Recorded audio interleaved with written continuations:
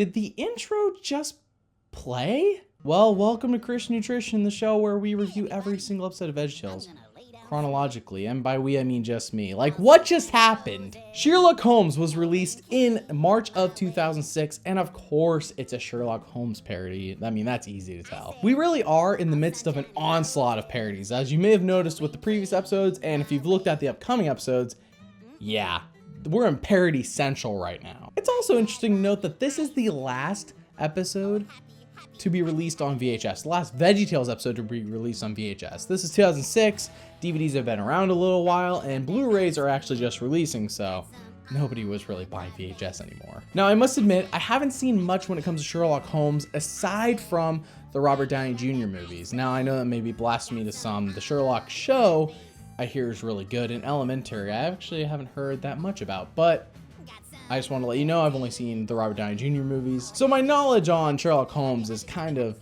not really there. The real question on everyone's mind is Sherlock Holmes as good as Minnesota Cuke, Lord of the Beans, Sumo of the Opera, or is it another Snoodles tale? Let's find out. And today's question comes from little Erica Bangaman of Minot, North Dakota. Hey, little Erica. How's it going there in Minot?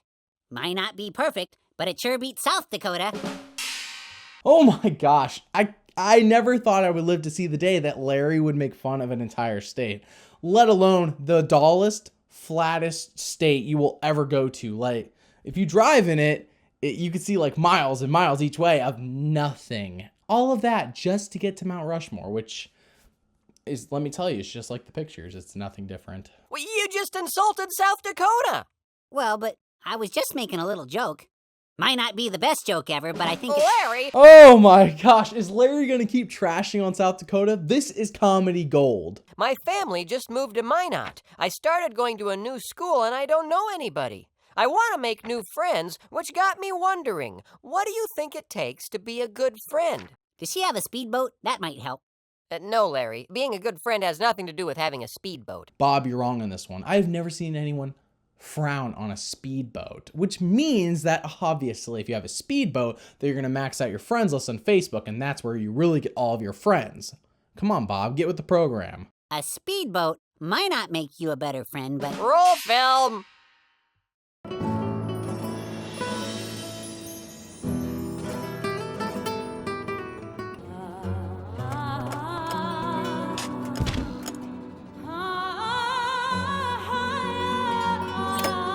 This looks like it's from the same timeline, same setting and everything as Duke and the Great Pie War. Also, is Archibald Spanish now?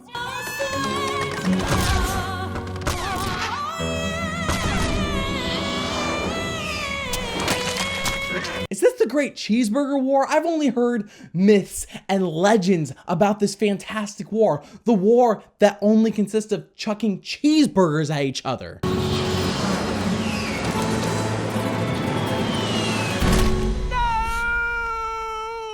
Oh, it was all just a dream? Lame. What is this, a bad Shyamalan movie? Archibald thinks his dream is prophetic as if he were Joseph or something. Remember, he's been Jonah, not Joseph, so he needs to get his act together. Archibald works at the Cafe La Mancha, and yes, I probably said that incorrectly, where he is the chef. He then finds out a new restaurant is moving into town, but dismisses the idea that could be any real competition. Archibald is then amazed by how fast the new restaurant is built and then opened, basically in like 3 minutes. It really reminds me of the Good Burger film where Mondo Burger moved in across the street. Anyways, Archibald's eating establishment essentially loses all of his customers to the fast food place when he keeps having dreams that he believes are prophetic. As it turns out, they're not. They're simply stemmed from him having eaten his excessively hot sauce right before bed. Archibald and Mr. Lunt realize that by opening their place for breakfast instead of it being only open for lunch and dinner, that they will actually be able to survive and not shut down. Therefore, they don't have to compete with the restaurant across the street who's only open for lunch and dinner. The end. I voiced over that entire thing because it was just okay. Literally just okay. And now it's time for Silly Songs with Larry, the part of the show where Larry comes out and sings a silly song. Please be as good as Peach the Angel. Please. Can I have my ball? Can you get my ball? I kicked it into the tree. Okay, I see where this is going. Can you get my ball? I kicked it into the tree. And my ball bounced up, and my ball dropped in. Hold up, is anyone seeing the same flaws that I am? This gate has massive gaps in it. Larry could have just gone through one of the gaps, gotten his ball without ever having to ask or sing about it. Can you get my ball? I kicked it into the tree. And my ball bounced up. And my ball dropped in the gate.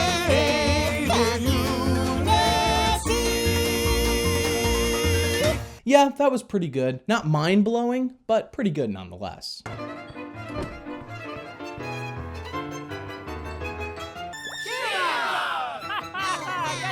Top of the evening, everybody. And Dr. Watson here. Lol, no one cares about you, Watson. As it turns out, Sheerluck, who is played by Larry, is a happy-go-lucky detective who is not too bright. However, he gets all of the credit from the cases they solve, and Watson, the real brains of the operation, gets no credit. He gets no satisfaction, basically. No respect. Shut up! I'm sick of you! You disrespectful, ungrateful, selfish woman! I do want to point out that everything looks very similar to the setting of Dr. Jiggle and Mr. Sly from A Snoodle's Tale. Never a good sign. That episode was terrible. Except Larry is clearly a different detective than he was in that last episode.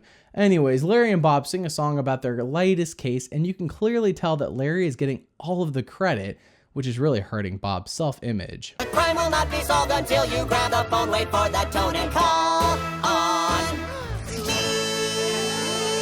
See what I mean? But I'm sure this isn't setting up for anything. Something bothering you, my good man?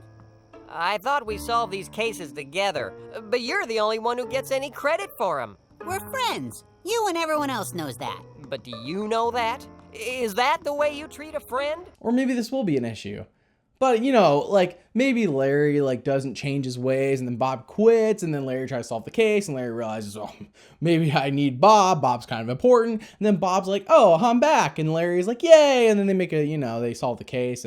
But I could just be guessing. Who knows? There's been a robbery at Buckingham Palace, and we're in desperate need of your services. Yeah, this looks exactly like Dr. Jiggle and Mr. Sly, but no worries, I won't dance again. Apparently, there has been a robbery at Buckingham Palace where someone stole a key.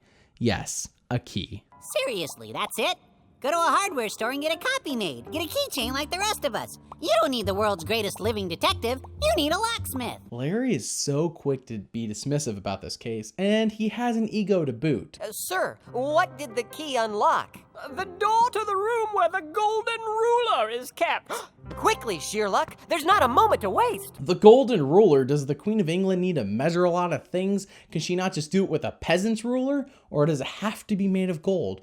Why does everything have to be made of gold for the rich? Whoever stole this has a great dislike for soft pillows. Because if you're gonna steal a key, who wouldn't take this pillow? I mean, it's gorgeous. You cracked the case, Sheerluck. I'm Detective Bill Trout from the Forensic Investigators of Southampton. And I'm Sergeant John Spud from the Canterbury Highway Patrol. Hold up. Is that fish and chips? You're killing me, VeggieTales. You're killing me. Please, wait. You're disturbing the crime scene. This is our jurisdiction.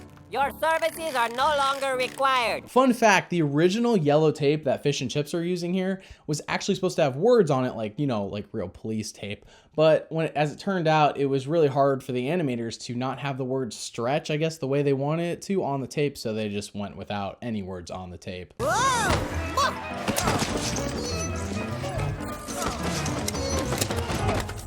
Sheerluck is a mess. He would be nothing without Watson. Larry and Bob go back to the restaurant where Larry embellishes what just happened and acts as if he did everything and deduced everything on his own.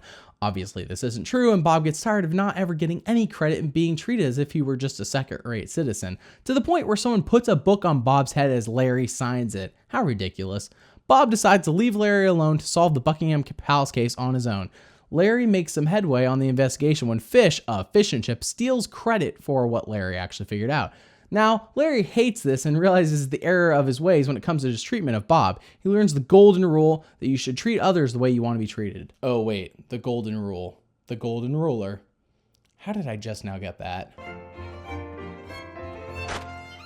Dr. Watson! I get it! That was a terrible way to hide. How did no one notice him? He is a big red tomato amongst a sea of small green peas. Like, who missed that? Everyone? Because this was an inside job.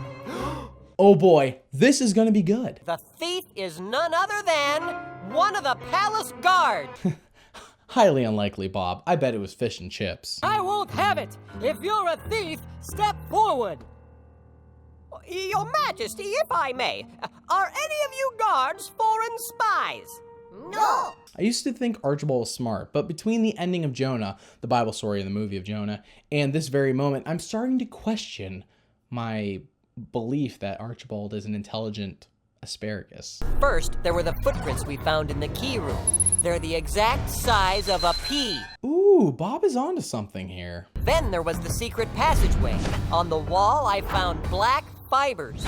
Not only do these fibers match the guards' hats perfectly, but they start and stop at the exact height of an English guard. Dang, Bob, you probably know exactly which guard it is too, huh? I found crumbs. Crumbs that turned out to be from brie cheese and baguette bread. The breakfast staple not of England, but of a foreign land. A French pea, but I trusted those guys.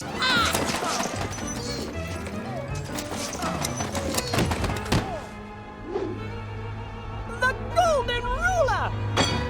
Earlier, Larry knocked over all of the peas. Now, the golden ruler had already been stolen at this point, so how come when he did it before, the golden ruler didn't fall out of the pea's hat? Was his hat more secure that time, and then this time it's not?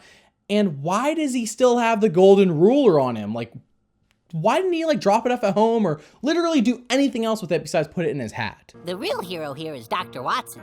No, Sheerluck. We did it as a team, as friends.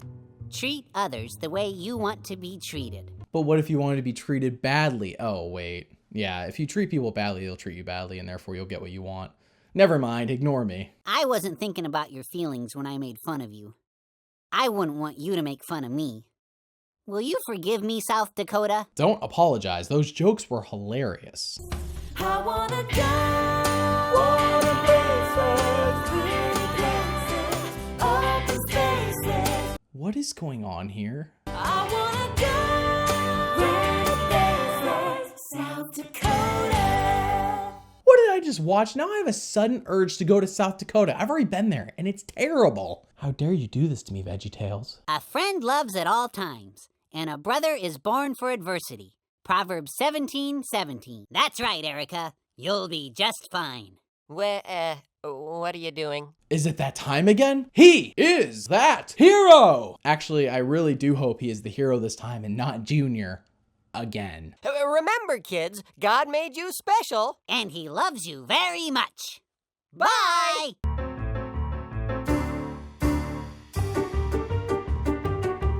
That was Sheerluck, Holmes, and the Golden Ruler, and let me just say the entire episode was just average. It wasn't bad, and it wasn't good. It was just average. Like, I didn't laugh a lot. The whole opening segment with Archibald and Mr. Lunt was not funny. It was interesting to watch, just wasn't funny.